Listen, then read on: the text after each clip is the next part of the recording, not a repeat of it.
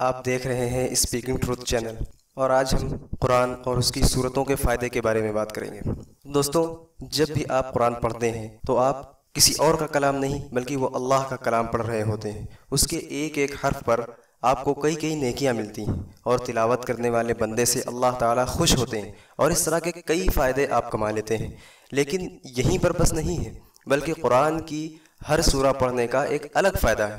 تو آج ہم قرآن کی 10 سورتیں پڑھنے کے فائدے اور ان کے وظیفے بیان کریں گے، تاکہ آپ کو ان کے پڑھنے کی فضیلت اور فائدہ بھی معلوم ہو۔ تو چلیے 10 سورتوں کے 10 فائدوں کو سمجھیں اور اس پر عمل کریں۔ حضرت امام سیوطی رحمۃ اللہ علیہ فرماتے ہیں کہ قرآن کی 10 سورتیں 10 چیزوں کو روک دیتی ہیں۔ پہلی، سورہ فاتحہ کی تلاوت کرنے والا اللہ تعالیٰ کے غضب اور غصے سے بچ جاتا ہے، اس لیے سورہ فاتحہ خوب کثرت سے پڑھیے اور اللہ تعالیٰ کے غضب سے بچیے، جس سے بچانے والا کوئی نہیں۔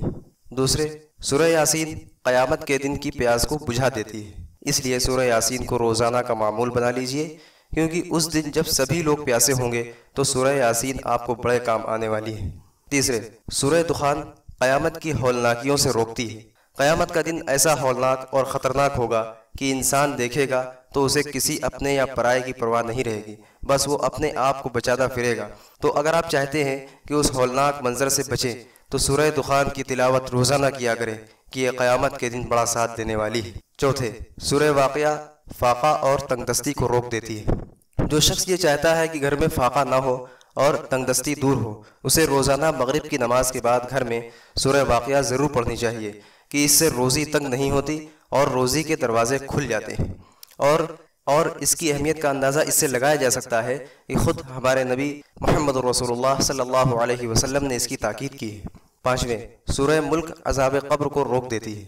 انسان کو قبر میں رکھتے ہی سوال جواب ہونے شروع ہو جاتے ہیں، اور اعمال ہمارے ایسے ہیں جو عذاب ہی کی طرف لے کر جا رہے ہیں۔ تو ایسے میں اگر آپ قبر کے اس اندھیرے گڑھے میں روشنی چاہتے ہیں اور چاہتے ہیں کہ اللہ کے فرشتے ہمارے ساتھ اچھا معاملہ کریں، تو سورہ ملک روزانہ کی عادت بنا لیں۔ چھٹے، سورہ کوثر دشمنوں کے جھگڑوں سے روکتی ہے، یعنی جو شخص سورہ کوثر کی تلاوت کو اپنا روٹین بنا لے گا، اللہ تعالیٰ اسے دشمنوں کے جھگڑوں سے بچا لیں گے اور تمام فتنوں سے حفاظت میں رکھیں گے۔ ساتویں، سورہ کافرون موت کے وقت کفر سے روکتی ہے۔ انسان اگر پوری زندگی ایمان کے ساتھ رہا ہو لیکن موت سے پہلے کفر میں مبتلا ہو گیا ہو تو ساری محنت اور عبادت کسی کام کی نہیں رہتی، اس لیے سورہ کافرون کی تلاوت ضرور کرتے رہیے، کہ یہ موت کے وقت کفر سے بچا لیتی ہے۔ آٹھویں، سورہ اخلاص نفاق کو روک دیتی ہے۔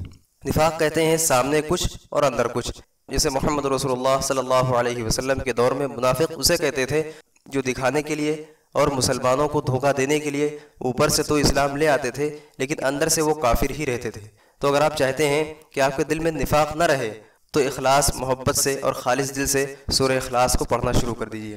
نویں، سورہ فلق حاسدوں یعنی جلنے والوں کے حسد سے بچا لیتی ہے۔ سورہ فلق میں حاسدوں کے شر سے پناہ مانگی گئی ہے، اسی لیے سورہ فلق کی تلاوت کرنا حاسدوں سے ملنے والی پریشانیوں کو دفع کرتا ہے، یعنی دوسروں کی جلن کا اثر ہماری زندگیوں پر نہیں پڑتا ہے۔ دسویں، سورہ ناس وسوسوں کو روکتی ہے۔ شیطان انسان کے اندر کئی طرح کے وسوسے ڈالتا ہے، جیسے نفسانی، شہوانی، شیطانی، اور ان وسوسوں میں آ کر بندہ بڑے گناہ کر بیٹھتا ہے۔